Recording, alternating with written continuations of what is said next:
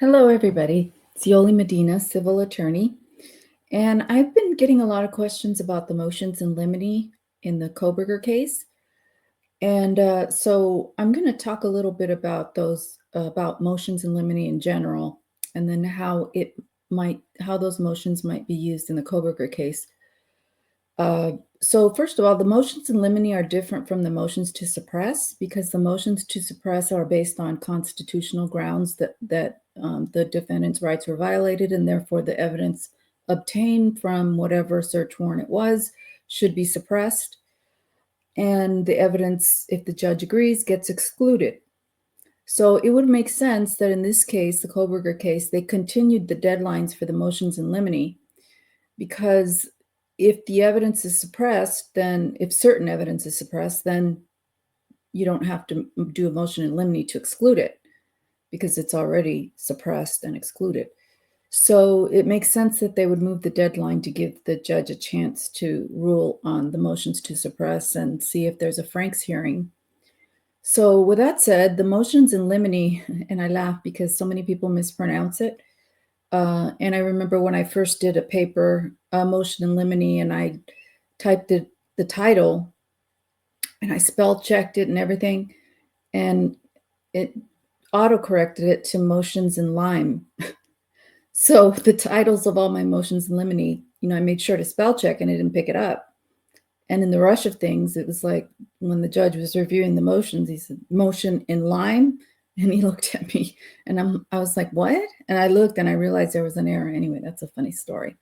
But yeah, it's pronounced limine, motions in limine. So what it is when you move the court to exclude certain evidence because it might be prejudicial, irrelevant, or it might confuse the jury.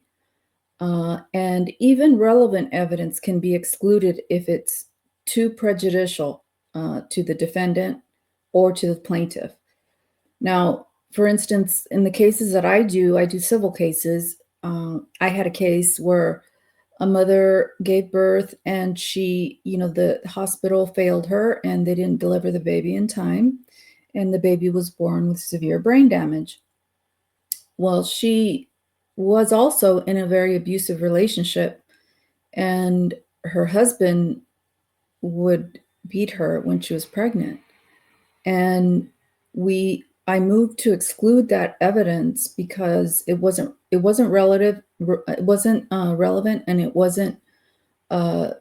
too prejudicial because the defense wanted to bring in information that, well, she was beaten, so it could have affected the baby. There was no doctor who was going to testify to that, and it was all speculation. There was no need to bring that in. So that evidence regarding her abusive relationship and the fact that, her husband was physical with her while she was pregnant, was kept out of the case.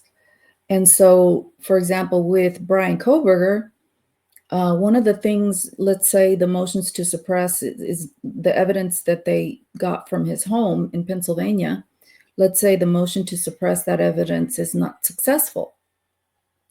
So some of that evidence is going to come in. And based on what they seized from his home or family home in Pennsylvania, they seized a gun. They seized a green leafy substance. They seized some ID cards. And let's just leave it at that. Those three things. Okay, the defense could move to exclude that based on the fact that the gun is irrelevant. There's no allegations that a gun was used in the unalivings of the Idaho 4. And it's too prejudicial because the jury might think, well, he had a gun. Oh my God, what was he doing? And it's too prejudicial. So it's not probative of anything. It's not relevant to any of the allegations. The other thing was the green leafy substance.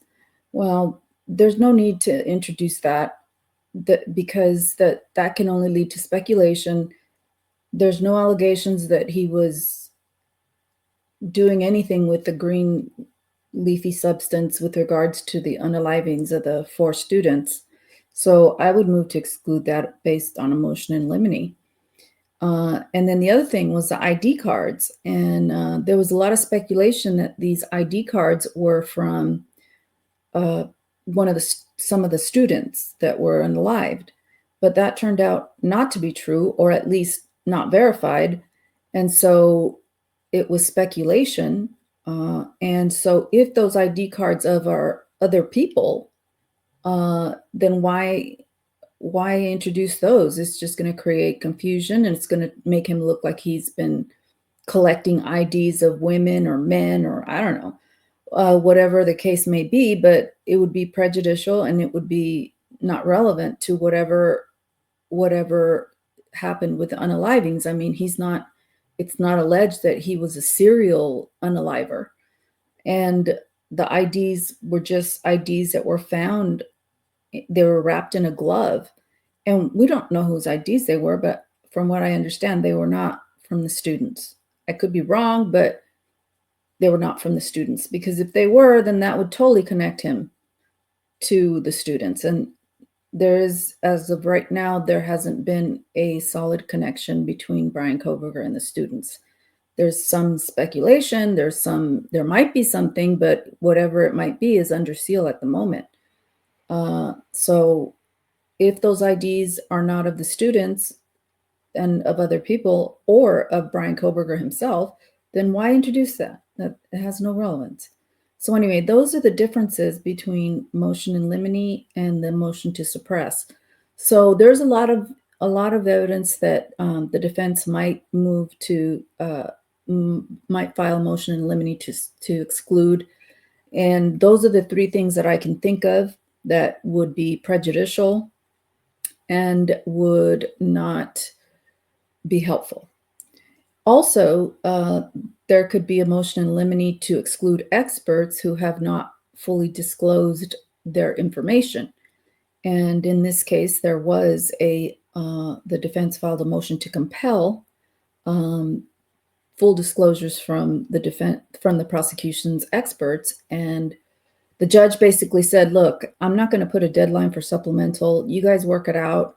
If at the end of the day, the defense isn't happy with the disclosures that were given by the prosecution, then the defense can file a motion in limine to exclude those experts because they didn't provide the information pursuant to the code, or they didn't provide it timely. But as long as it's provided, there's not going to be any prejudice, although there could be, and that would be something that Ann Taylor would have, the defense attorney Ann Taylor would have to argue.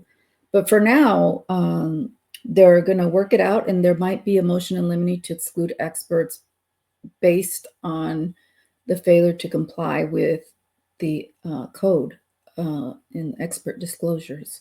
So anyway, that's the difference. And for those of you who are asking about it, there's a lot of videos out there and a lot of creators who have talked about it.